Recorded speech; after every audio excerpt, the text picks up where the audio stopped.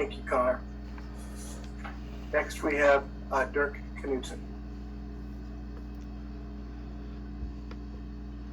Good evening. Can you all hear me? We can. Thank you.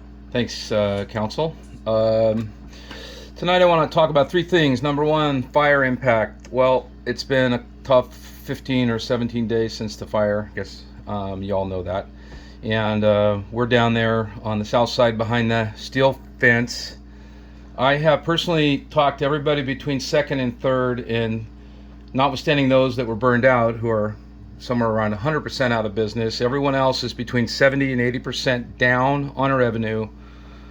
We cannot wait. Chief Downey did a great job in his presentation about how he's working to get that wall down. But we have to take whatever extraordinary measures that we can. And I know your powers are limited. Robbie, your powers are greater than the council's in my view. I think you, Dan, other people need to come to council with solutions, and that wall has to go down. I'm tracking 3 of our most valued businesses that are telling me they will not exist in 1 month. They should not have to perish because of an arson. We have to do something. I'm all about ARPA funding and using urban renewal money for projects, and I can track $100 million that we spent in the last 14 months. We better find $300,000 to $500,000 of emergency relief money, and I don't care if we have to squeeze it out of the Hillsboro Hops logo. No disrespect to the Hops. We have to find this money. It can be a zero-interest loan. It could be a grant. But if we don't find it, the heart of downtown will be dead for the rest of this year. And after 2 years of COVID, guys, that's game over. So guess what? The only thing left then will be new businesses coming in. And it's not fair to the existing businesses. All of you have helped. I've seen several of you counselors down there, so thank you. We absolutely have to do more.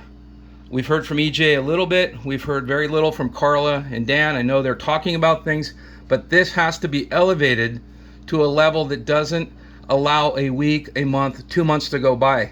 Or by June, we'll all be saying goodbye to Arcade 2084, to the Thai House, to some recent businesses that have opened. And these are things they're confiding in me, and I'm asking for help. So I'm asking you, whatever extraordinary measures you guys can take as an extraordinary council, please take it. Please.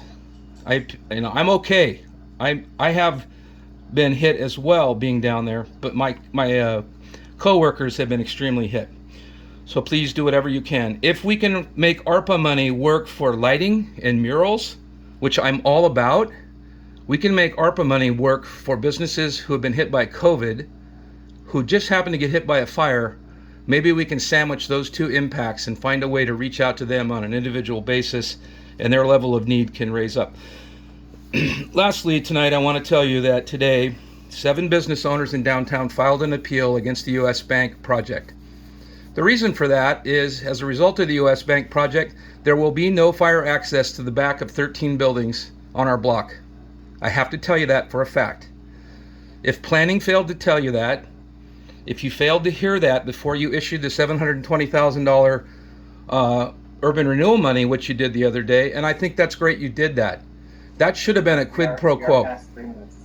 I'll just close by saying that money should not have been issued until all the factors were known. I'm sorry that people had to get involved with an appeal, and I hope you all continue to do the great work you're doing, and let's get Hillsboro back on track downtown. Thanks for everything, guys. Thank you, Dirk. And if there were additional comments related to that, feel free to email them. You guys got it. We'll make sure that we see them. Absolutely. I appreciate all of you. Thank you. Aubrey, are there any other